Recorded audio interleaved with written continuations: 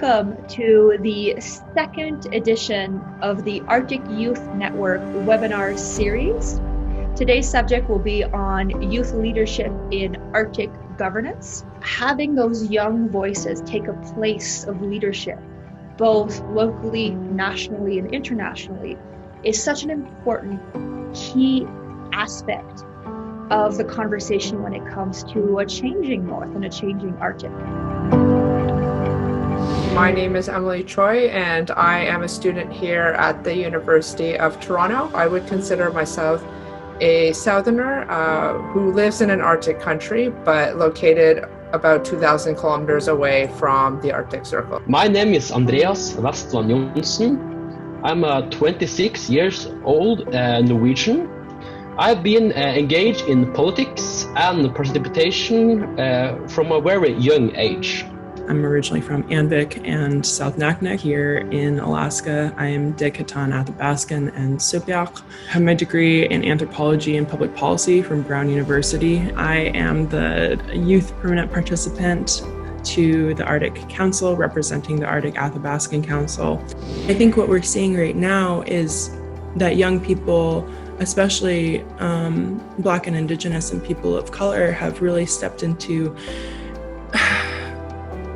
our own power, because we are refusing a lot of the traditional modalities that have kept our voices silenced. I think that youth are better situated to assess the long-term impacts of policies, as they are the ones going to be directly affected by them in the long term. And I think this mostly applies to issues of climate change, but they also deal with issues of economic development. Look at the state that we're in right now.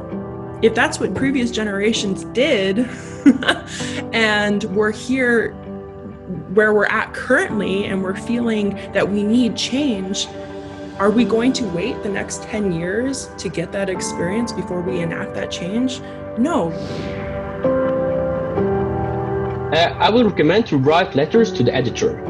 Try to set the agenda. You can send it to a local newspaper, you can send it to a national newspaper, and maybe the text that you write can be a part of the national debate. And try to formulate political policies. So there's different ways for youth to formally participate in the shaping, in the development and implementation of Arctic policies. So in Canada, that might be Indigenous and Northern Affairs Canada. They may be appointed to Canada's Prime Minister's Youth Advisory Council, and they may participate informally by creating norms and by indirectly influencing those decision makers at these institutions. You have to find your own motivation to engage yourself. I wanted to work for making my municipality a better place to live, my county a better place to live, and further from that, making Northern Norway a better place to live for my peers. We are all leaders. It's not just elected officials. It's not just the people that are the most outspoken. The learning curve might be steep, but it's going to be like this mountain, that many people go up and backcountry ski up. It's going to be hard. It's going to be strenuous. We're going to be out of breath sometimes. And when we get to the summit, that might be the time, the crux, the point where we can actually turn the table on something like climate change, on racial division, on the inequities that we see. But it takes us pushing and practicing this governance at our own interpersonal levels, at a community level, at a worldwide level, at an international level, every single damn day. Nothing about us without us. If you don't engage, maybe no one will. So it's important for you to use your experiences, to use your voice, and try to influence others.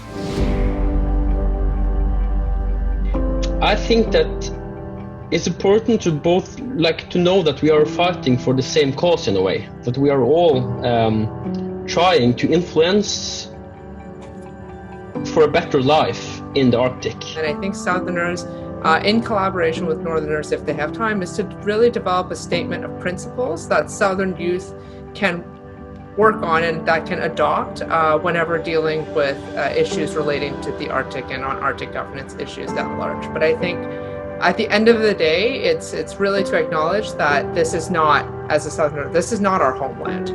And as a result of that, we need to acknowledge that. We need to take a step back. And I think we do have an important role to play, because we'll all be working in government together one day, hopefully.